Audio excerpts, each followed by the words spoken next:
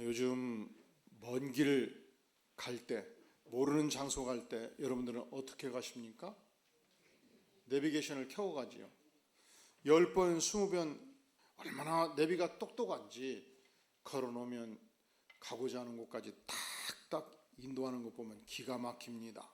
그런데 10번, 20번 하다 보면 한 번 정도는 분명히 가까이 온 것 같아요.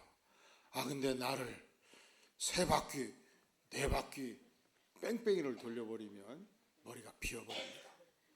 요 녀석이, 똑똑한 녀석이, 나를 왜 이렇게 괴롭히는가? 그때 생각하지요. 내가 출발하기 전에 지도를 좀 보고 길을 확인하고 왔으면 이 고생 안 할 텐데. 사실은 우리가 길 가는 거야 좀 돌면 잠시 시간 낭비에 불과하지요. 하지만 인생에서 너무나 소중한 분야에, 그리고 신앙의 본질적인 분야에 우리가 속는 것은 완전히 다른 차원의 문제입니다. 오늘 바울 사도는 갈라디아 성도들에게 저들의 신앙적 영역에서 본질적인 부분에 이 미스가 있었기 때문에, 속았기 때문에 통탄하는 심령으로 꾸짖고 있습니다.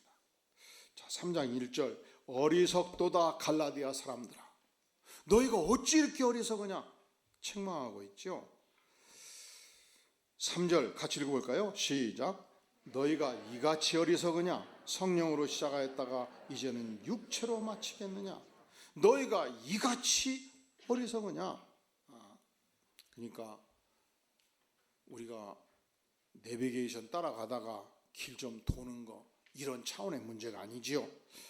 이 못된 친구 게임에 빠져서 작은 금액을 투자했는데 그냥 낭패를 보게 되었어요.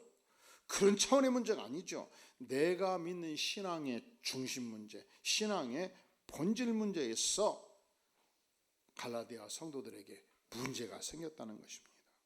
도대체 갈라디아 성도들이 무엇을 잘못 믿은 것인가? 도대체 무엇을 잘못 믿었기래 사도 바울은 어리석도다 갈라디아 사람들아, 너희가 이같이 어리석으냐? 이게 지금 굉장히 바울 사도가 하나님의 사람이고 신사이기 때문에 이렇게 부드럽게 표현한 건데요. 이게 좀 정직하게 표현하면 이 바보 같은 녀석들아, 머저리 같은 놈들아, 천치 바보 같은 사람들아, 이 옆 동네 말로 이 빠가야로야, 그냥 하여간 강력하게 질타하는 거 아니겠습니까? 그러면 우리가 의문이 생기죠. 도대체 갈라디아 성도들이 무엇을 잘못했길래 이렇게 심각하게 질타를 하는가? 2가지 문제가 있었습니다.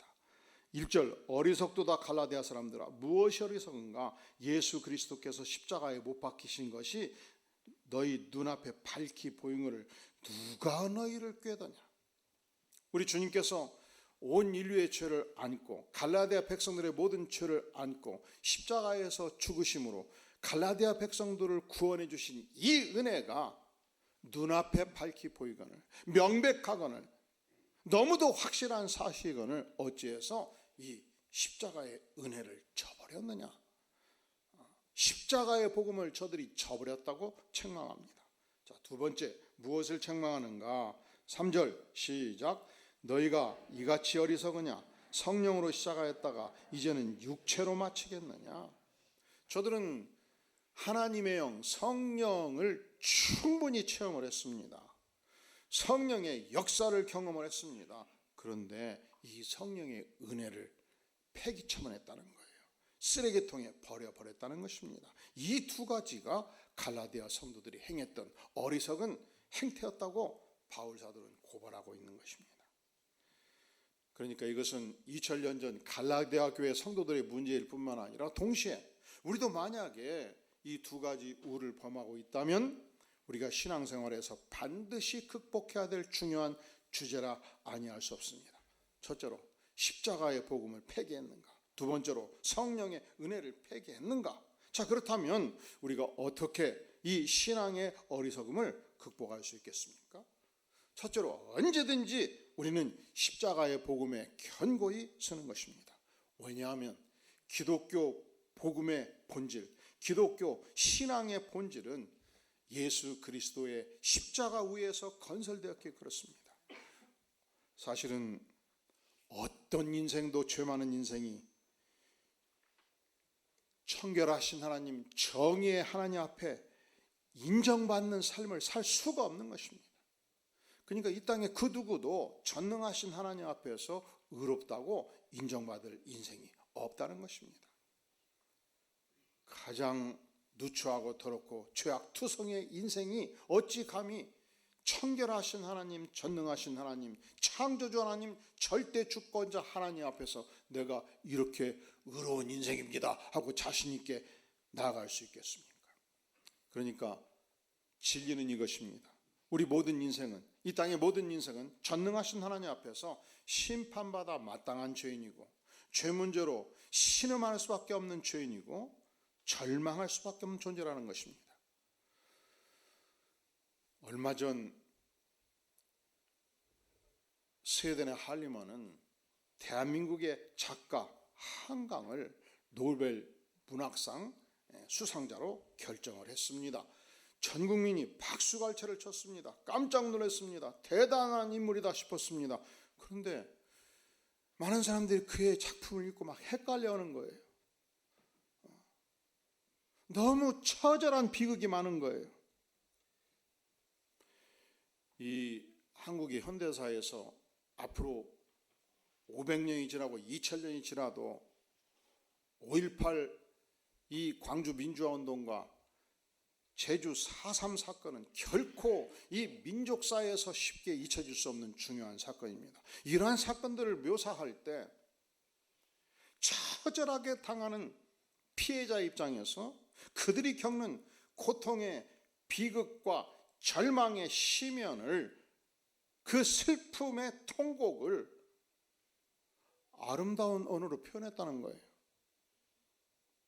그리고 한 가정이 겪는 어떤 비극, 그런데 그 비극의 실체는 감히 청소년들이 보아서는 안 되는 형부와 처자 간의 처절한 비극의 이 모습을 아름다운 필체로 표현했다는 거예요.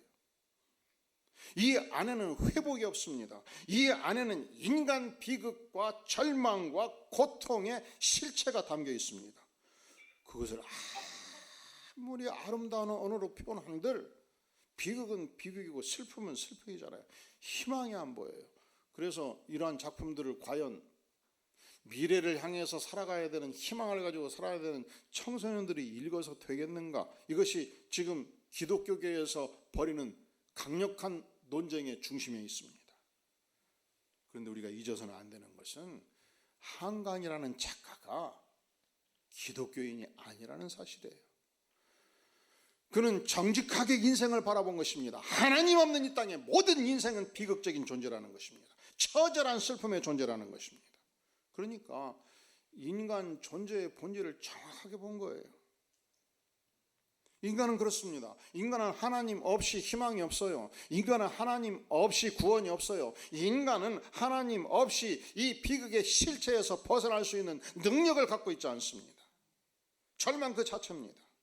그래서 전능하신 하나님께서 그의 아들 예수 그리스도를 부패한 인간의 몸으로 탄생하도록 도우셨습니다. 부패한 인생의 모든 죄를 뒤집어 쓰고 내가 죽어야 될 그 지점에서 십자가에서 피 흘려 죽기까지 하셨습니다.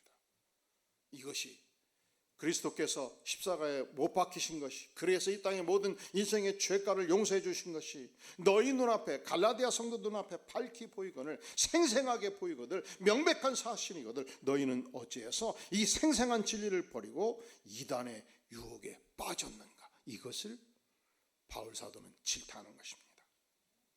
율법은 우리에게 이것을 행하라 명합니다. 율법은 우리에게 이것은 잘못됐기 때문에 행하지 말라 명합니다. 이 모든 율법을 100% 행할 때 인간이 의롭게 된다, 이단은 주장합니다. 복음은 아닙니다. 복음은 무엇입니까? 인간이 처한 이 비극적 상황, 고통의 상황, 절망의 상황이 예수님께서 십자가에 피 흘려 죽으실 때 100% 해결해 주셨다는 것입니다. 100% 인생의 죄를 용서해 주셨습니다. 이미 주님께서 100% 다 이루셨기 때문에, 다 이루었다 선언했기 때문에 너희는 믿기만 하라 명하십니다. 이것이 우리가 오늘 믿는 십자가의 복음입니다. 그러니까 믿음이란 나를 믿는 것이 아닙니다. 내가 위대하다고 믿는 것이 아닙니다. 내가 훌륭한 업적을 남겼다는 것을 믿는 것이 아닙니다. 믿음에 있어 가장 중요한 요소는 내가 아니고 내가 믿는 믿음의 대상이에요. 내가 믿는 믿음의 대상은 내가 아닙니다. 내가 믿는 믿음의 대상은 전능하신 하나님이십니다. 내가 믿는 믿음의 대상은 예수 그리스도십니다. 내가 믿는 믿음의 대상은 그리스도께서 십자가에 피 흘려 죽으실 때 100% 내 인생의 죄를 용서해 주셨고, 이 용서는 완성되었고, 그래서 구원도 완성되었다고 말씀하는 것입니다. 왜 우리의 믿음이 위대한가? 내가 위대하기 때문이 아닙니다. 우리가 믿는 믿음의 대상 전능하신 하나님이 위대하시기 때문에 그의 아들 예수 그리스도를 십자가에 내어주기까지 모든 고통을 감내하셨기 때문에, 그렇게 우리를 전능하신 하나님께서 사랑하셨기 때문에 우리가 믿는 믿음이 위대한 것입니다. 갈라디아 성도들이 저들에게 처음 복음이 주어졌을 때 우리가 믿는 이 하나님을 믿었습니다. 우리가 믿는 예수 그리스도를 믿었습니다. 십자가의 복음을 믿었습니다. 알았습니다. 순종했습니다. 그런데 바울 사도는 오늘날 교회를 이끌어가는 이 목회자와 달랐습니다. 그는 복음의 불모지를 향해서 끝없이 전도하는 순회 전도자였습니다. 그러니까 그가 이 갈라디아 지역에서 1개월, 2개월, 3개월, 6개월 열심히 복음을 전하고 교회를 조직하고 새로운 지역을 향해서 계속 떠나가지 않습니까? 그가 이 갈라디아 지역을 떠났을 때에 유대주의자들이 침투했습니다. 저들은 다른 복음을 증거했습니다. 그들은 증거하기를 예수님의 십자가로 죄사함을 받았다, 예수님을 믿는다, 좋다. 그런데 진짜 구원을 받으려면 죄 많은 인생이 그것 가지고는 부족하다는 것입니다. 할례를 받고 율법을 완성하고 모든 음식 법규를 지키고 절기를 지키면서 철저하게 율법을 순종할 때만이 참 구원이 있다 외쳤습니다.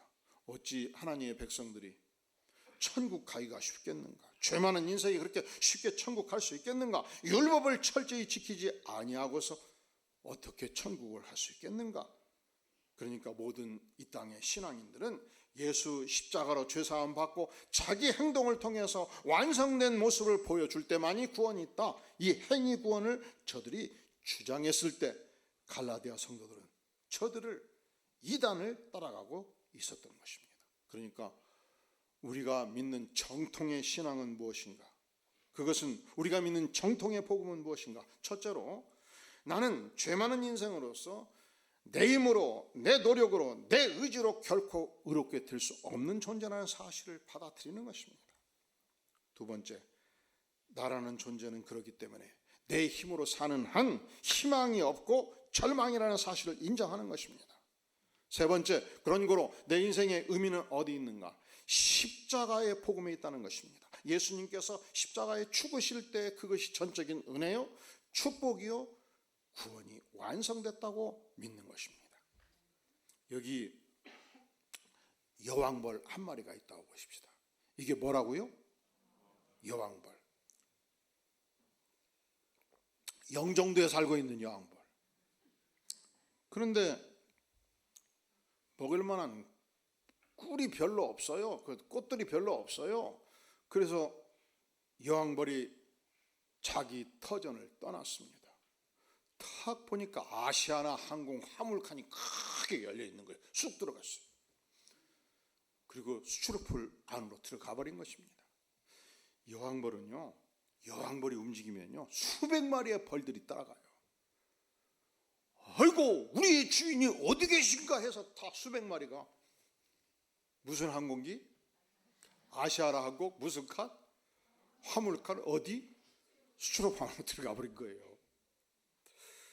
그리고 저들은 그 속에서 날갯짓을 하지 않았습니다. 열심히 날아가지 않았습니다. 조용히 쉬고 있었습니다. 실컷 그 속에서 하룻밤 잤습니다. 전혀 스스로 노력한 것이 없었습니다.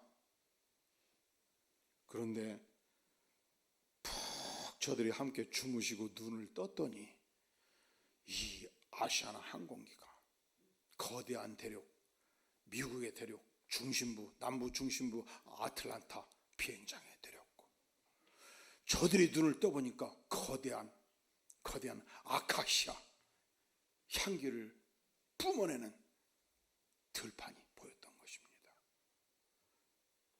여왕벌은 이 아카시아 들판에 안착했습니다. 둥지를 틀었습니다. 수백 마리의 벌들이 함께 둥지를 틀었습니다. 이 여왕벌이 자신의 노력으로 죽으라고 날갯짓하고 달려봤자 영종도에서 인천까지 나오기도 힘들어요. 서울까지 오면 기적이고요. 수원까지 오면 죽어버려, 힘이 떨어져가지고. 그런데 저들은 단 한 번도 수출범 안에서 날갯짓을 한 적이 없습니다. 열심히 날려고 생각하지도 않았습니다. 조용히 쉬고 있었습니다. 아니, 잠만 자고 있었다고요. 그런데 대륙을 건너갔습니다. 이렇게 아카시아 꽃이 우거진 넓은 평원에서 나를 따르는 모든 벌들을 먹일 수 있는 새로운 세상, 풍요의 세상, 천국의 세상에 안착하게 된 것입니다. 사랑하는 성도 여러분, 우리에게 주어진 구원이 그렇습니다. 죄 많은 인생이었습니다. 우리가 날갯짓 해봤자 몇 발자국 갈 수 없는 인생이었습니다. 그런데 주께서 나를 항공기에 실어서 십자가의 보혈로 영광스러운 구원을 허락해 주셨고, 믿는 자는 영생을 가졌나니 천국의 축복을 우리에게 허락해 주셨습니다. 이 예수 그리스도를 믿으십니까? 십자가의 복음을 믿으십니까? 그러니까 우리가 갈라디아 교인들이 겪었던 신앙의 어리석음, 동시에 오늘 이 시대 우리가 겪을 수 있는 신앙의 어리석음을 어떻게 극복할 수 있는가? 십자가의 복음에 견고히 서는 것입니다. 예수님의 복음 위에 견고히 서는 것입니다. 예수님께서 십자가에서 죽으실 때 100% 용서해 주심을 믿고, 그리하여 내 행위로가 아니고 믿음으로 의롭다 하심을 주께서 인정할 때 이것을 나의 복음으로 받아들이는 것입니다. 두 번째, 갈라디아 성도들이 어리석은 이유가 어디 있었습니까? 다시 3절을 보겠습니다. 너희가 이같이 어리석으냐? 왜 어리석은가? 성령으로 시작하였다가 너희가 육체로 마치겠는가? 성령의 임재, 성령의 충만, 성령의 능력을 너희가 맛보았는데 이제 성령을 상실했다는 것입니다. 성령을 무력화시켰다는 것입니다. 성령을 무시했습니다. 성령의 사역을 부정했습니다. 성령을 그들의 심령에서, 그들의 생애에서 폐기 처분을 하게 되었다는 것입니다. 그러면 우리가 이 어리석음을 어떻게 극복할 수 있겠습니까? 성령을 회복하는 것입니다. 계시록 3장 20절을 말씀합니다. 따라해 볼까요? 볼지어다 내가 문 밖에 서서 두드리노니 누구든지 내 음성을 듣고 문을 열면 내가 그에게로 들어가 그와 더불어 먹고 그는 나와 더불어 먹으리라. 우리가 예수 십자가의 복음 위에 견고히 있으면, 우리가 예수님을 믿으면 그것이 마음의 문을 예수님께 여는 것입니다. 그러면 예수의 영이, 성령이 내 안에 들어와서 나와 더불어 먹고 마신다 말씀합니다. 로마서 8장 9절은 말씀하기를 누구든지 그리스도의 영이 없으면 그리스도의 사람이 아니라고 했습니다. 그러니까 우리가 어떻게 성령을 폐기 처분해서는 안 되고 어떻게 성령을 회복할 것인가? 먼저 믿음 안에 견고히 서는 것입니다. 성령의 임재를 받아들이는 것입니다. 그리고 5절은 우리에게 말씀합니다. 너희에게 성령을 주시고 너희 가운데서 능력을 행하시는 이의 일이 율법의 행위에서냐 혹은 듣고 믿음에서냐. 우리가 믿음 위에 견고히 있으면 하나님께서 우리 안에 성령으로 임하시고 너희 가운데 능력으로 성령께서 역사하신다는 것입니다. 이것을 갈라디아 성도들은 두 눈으로 보았고 두 귀로 들었습니다. 바울 사도가 갈라디아 중심 도시 중에 하나였던 르스드라 시를 방문하게 되었습니다. 많은 사람들을 초청해서 십자가의 복음을 힘있게 증거했습니다. 이 설교를 진행하는 중에 한 영혼에 주목합니다. 그는 쭈그리고 앉아있는 영혼이었습니다. 그는 태어나서 단 한 번도 걸어본 적이 없는 자였습니다. 그런데 그가 두 눈동자를 크게 뜨고 설교에 집중하고 있었습니다. 얼굴 전체에서 광채가 번쩍번쩍 나고 있었습니다. 그는 그 수많은 대중 가운데서 바울 사도는 한 영혼에 집중합니다. 그리고 그 심령 안에 한번 따라해 볼까요? 구원받을 만한 믿음. 그 심령 안에 구원 얻을 만한 믿음이 있음을 직접 확인했습니다. 그리고 설교를 진행하면서 그 영혼을 향해서 저벅저벅 다가갔습니다. 사랑하는 성도 여러분, 여기 구원을 얻을 만한 믿음을 가진 한 젊은이가 있습니다. 그리고서 이 젊은이를 향하여 바울 사도가 외친 것입니다. 내 발로 바로 서서 일어서라. 그때 태어나서 한 번도 걷지 못한 이가 벌떡 일어섰습니다. 자, 이것이 인간 바울의 능력입니까? 성령의 능력입니까? 성령의 능력이지 않습니까? 단지 일어선 것이 아닙니다. 껑충껑충 뛰었습니다. 두 팔을 벌렸습니다. 할렐루야 감사합니다 외쳤습니다. 난생 처음 그런 것입니다. 그를 아는 모든 주민들이 가슴이 격동하였습니다. 놀라운 일이로다. 우리와 같은 뜨거운 박수갈채가 있었습니다. 그러니까 현장의 모든 회중이 성령의 능력을 맛보았지 않습니까? 이 현장에서 바울 사도가 외칠 때 성령의 능력이 나왔지 않겠습니까? 이 외침을 듣고 나면서부터 일어서지 못한 자가 벌떡 일어섰을 때 그 자신이 성령의 능력을 맛보았지 않겠습니까?